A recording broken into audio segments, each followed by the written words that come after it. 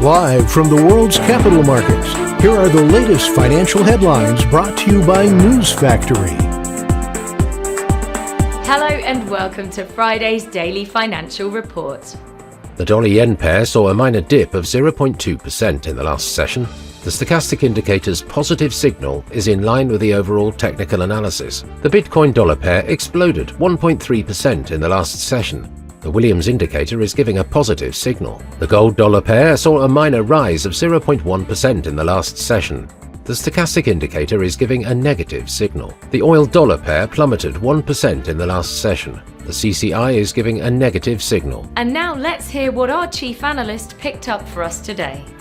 World stocks slid for a third straight day, with Europe facing its worst run in 5 years, as new signs of sustained inflationary pressures and rising energy prices boosted the case for higher for longer interest rates. Genesis Global Capital filed a suit against Digital Currency Group and Digital Currency Group International, seeking the repayment of multiple loans with a principal amount of over $600 million. Japan and China are taking steps to halt their currency's recent declines against the strengthening US dollar, but it's not clear their actions can overcome broader economic realities. Those were today's major economic events, and now moving on to world financial headlines.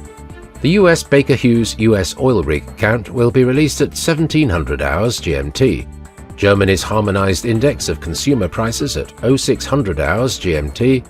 Finland's industrial output at 0500 hours GMT. Japan's EcoWatchers survey, Current, will be released at 0500 hours GMT. Japan's EcoWatchers survey, Outlook, at 0500 hours GMT. The UK's CFTC GBP NC net positions at 2030 GMT. We hope that you've enjoyed Friday's Market Outlook.